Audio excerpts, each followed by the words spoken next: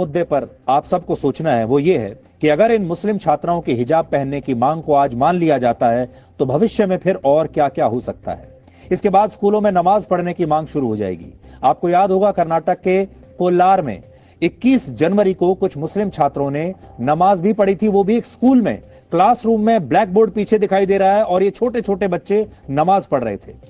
लेकिन बाद में जब इस पर विवाद हुआ तो फिर इस नमाज को बंद करवाया गया। लेकिन हमें लगता है अगर स्कूलों में हिजाब पहनने की मांग को स्वीकार किया गया तो फिर अगली जो मांग होगी वो ये होगी कि स्कूलों में नमाज पढ़ने की भी इजाजत दी जाए। कल्पना कीजिए अगर इस मांग को भी मान लिया गया तो फिर क्या होगा। फिर ये मुस्लिम छात्र स्कूलों में नमाज पढ़ने के लिए अलग से जगह देने की मांग करेंगे और नमाज के दौरान क्लास और पढ़ाई से छूट मांगी जाएगी। कहा जाएगा इस दौरान स्कूल को बंद किया जाए। अगर यह भी हो गया तो फिर रविवार की जगह शायद शुक्रवार को जुम्मे के नमाज के दिन छुट्टी के लिए मुहिम चलाई जाएगी। कहा जाएगा कि फिर स्कूलों में शनिवार और रविवार की ही छुट्टी क्यों हो, शुक्रवार को होनी चाहिए। और यह सिलसिला रुकेगा नहीं, ऐसे ही चलता रहेगा। स्कूलों में अप्रैल और मई के महीने की जगह रमजान के महीनों में छुट्टियां देने के लिए शायद मांग उठने लगेगी।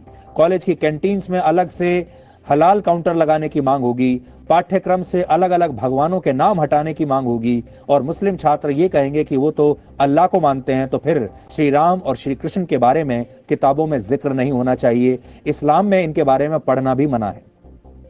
इसलिए ये मत सोचिए कि ये मामला हिजाब की मांग को मान लेने से समाप्त हो जाएगा। वहां से तो ये मामला शुरू होगा। इसलिए हम आपको ये कह रहे हैं ये तो शुरुआत है, अभी आप आगे आगे देखिए क्या होता है।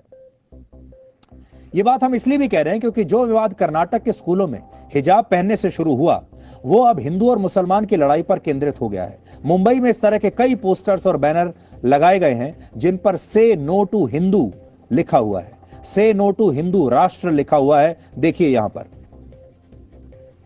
इसके अलावा पुणे जैसे शहरों में भी इसी तरह के बैनर लगाए गए हैं जहां पर लिखा है से नो टू हिंदू राष्ट्र। आज हम आपको जॉर्डन के किंग अब्दुल्ला सेकंड और उनके परिवार की कुछ तस्वीरें दिखाना चाहते हैं। जॉर्डन के इस राज परिवार को पैगंबर मोहम्मद साहब का वंशज माना जाता है, लेकिन यह परिवार हिजाब और बुर्के की परंपरा और पहनावे का पालन नहीं करता। किंग अब्दुल्ला द सेकंड ने अमेरिका और ब्रिटेन में रहकर पढ़ाई की और वो शुरुआत से ही कट्टरपंथी इस्लामिक सोच के विरोध में रहे हैं। जॉर्डन में लगभग 90% आबादी मुसलमानों की है, लेकिन इसके बावजूद वहां का राज परिवार हिजाब और दूसरी मान्यताओं को नहीं मानता। लेकिन भारत के स्कूलों में हिजाब पहनने की मांग की जा रही है। सोचिए कैसा दुर्भाग्य है।